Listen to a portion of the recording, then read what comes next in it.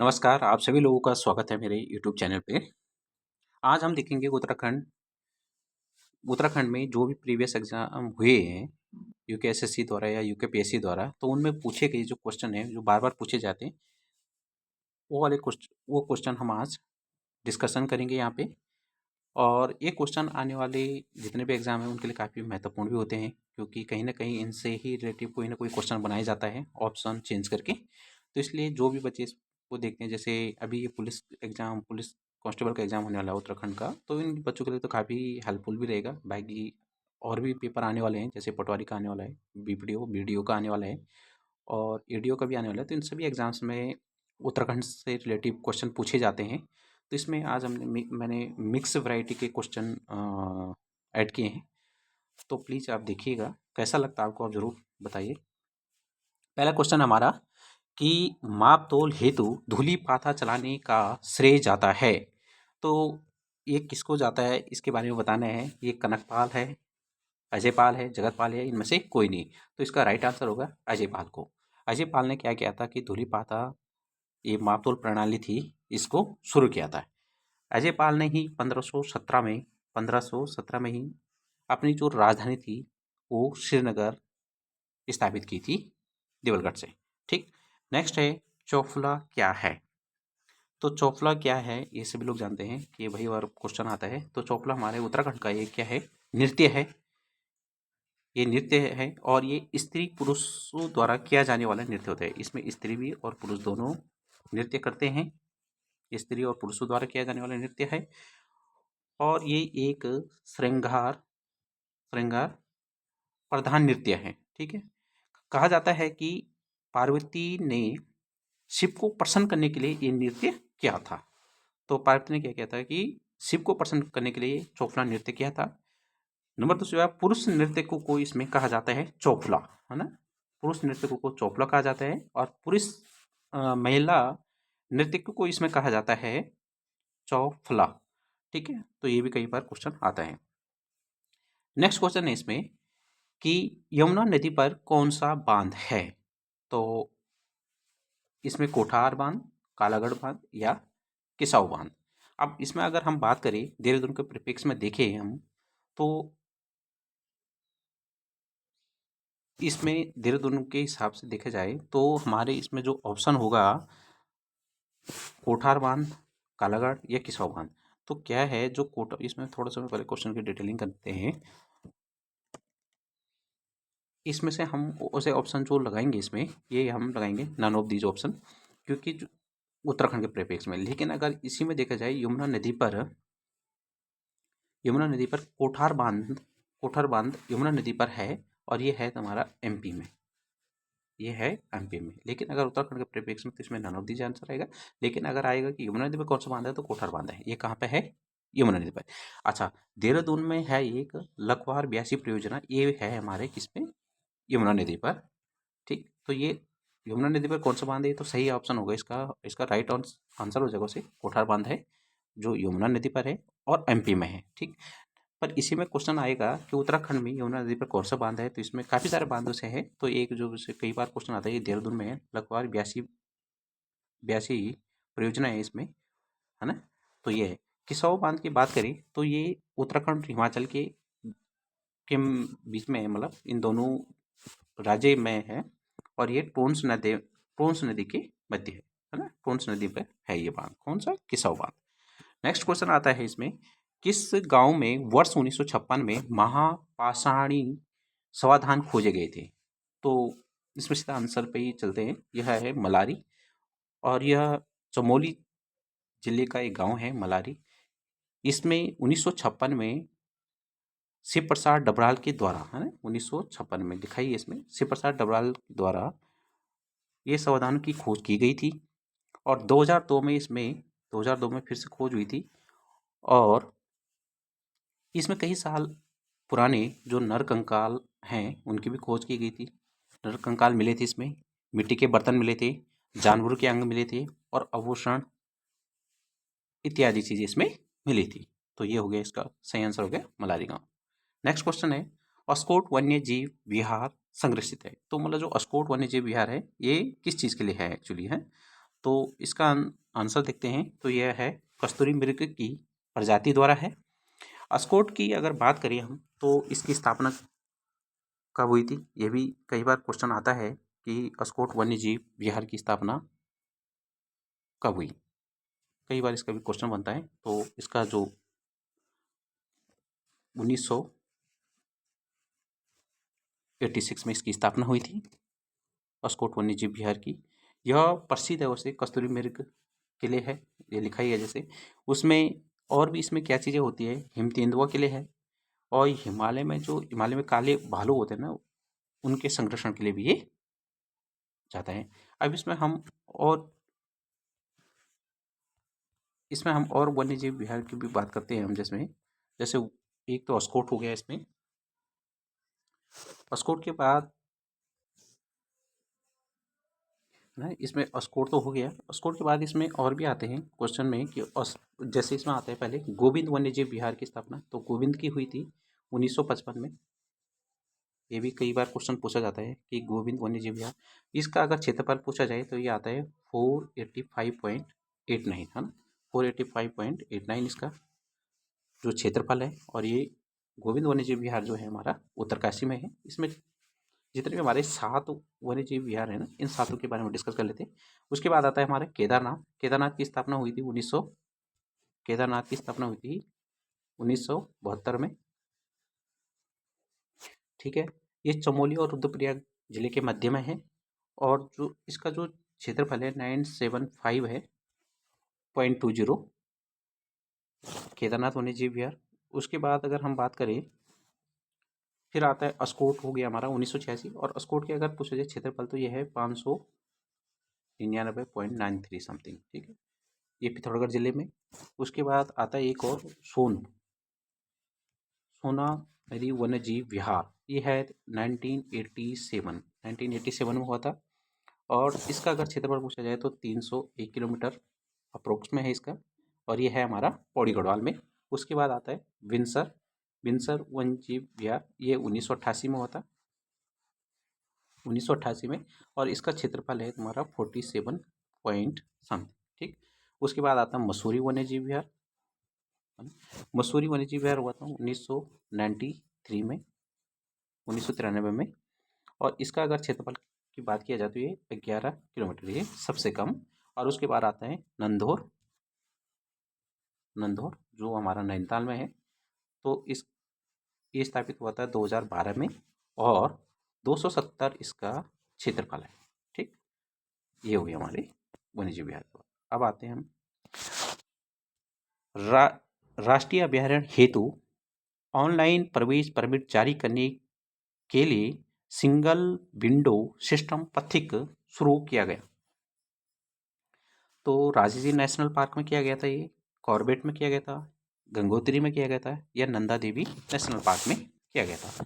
तो इसमें इस तरह के आंसर इसमें पूछे गए थे।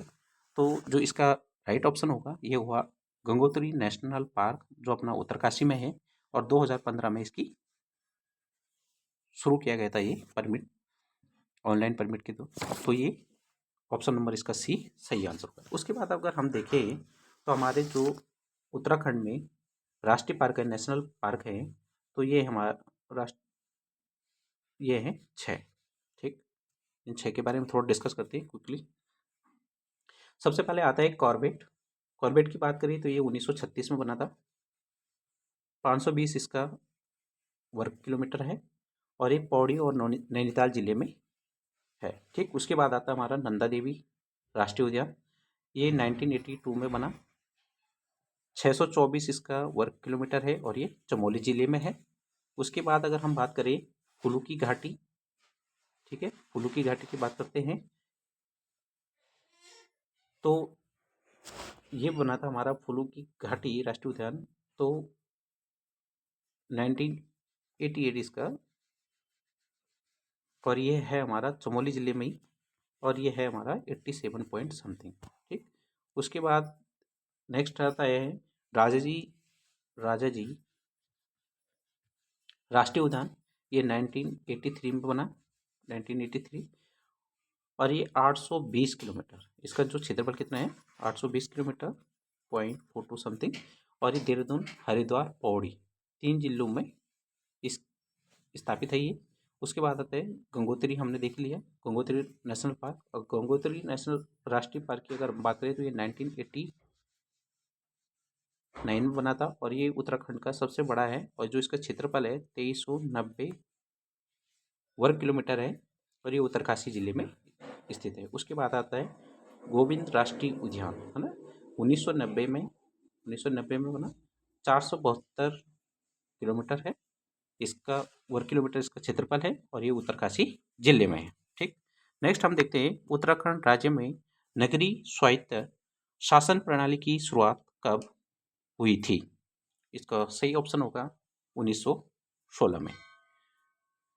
नेक्स्ट क्वेश्चन देते हैं, बाल गंगा सहायक नदी है, मतलब बाल गंगा इनमें से किसकी सहायक नदी है? भागीरथी की, मंदाकिनी, पिंडर, विलंगना।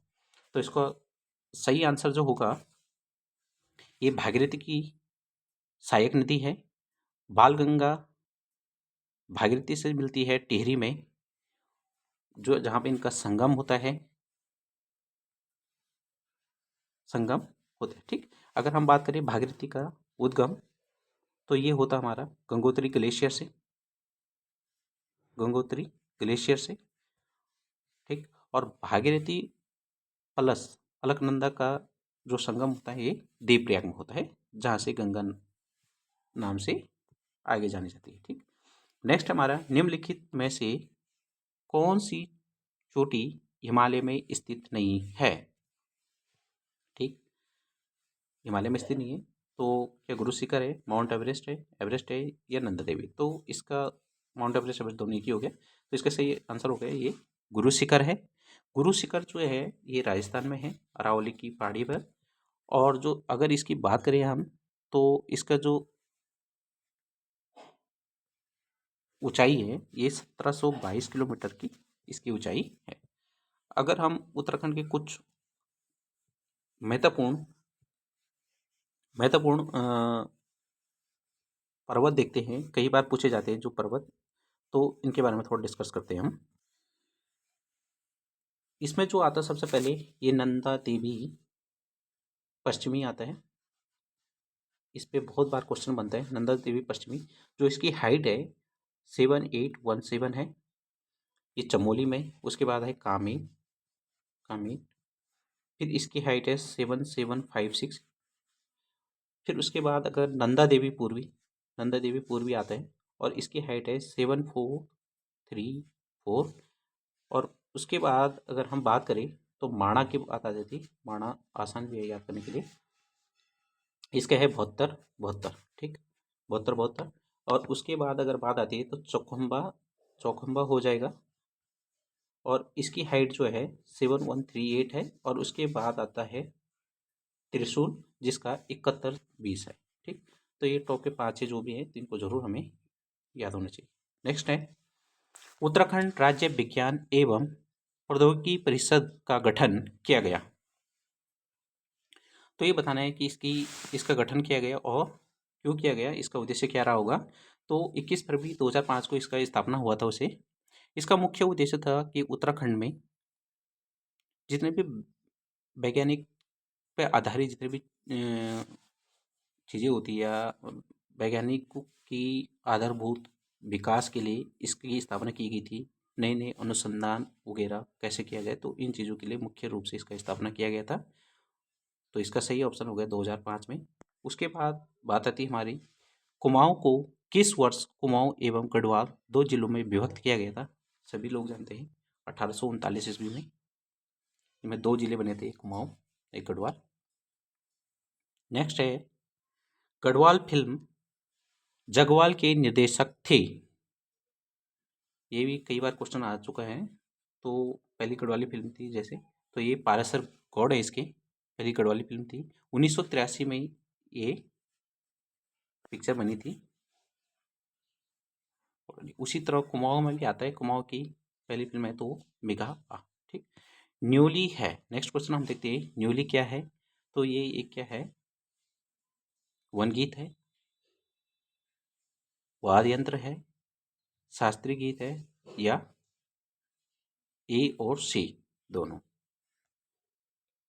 तो न्यूली इसमें आएगा ऑप्शन नंबर हमारा ए, एक वन गीत है।